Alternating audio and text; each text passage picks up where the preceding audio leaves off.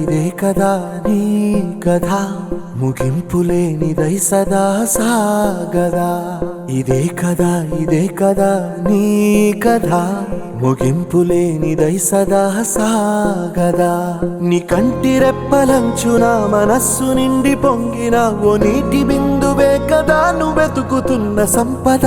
ఒక్కొక్క జ్ఞాపకానికి 100 ఏళ్ల ఆయువుందిగా, ఇంకెన్ని ముందు వేచనో అవన్నీ వెతుకుతూ పదా.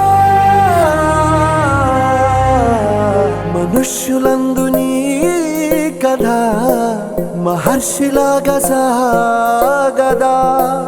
మనుష్యులందు నీ కథ మహర్షిలాగా సాగదా.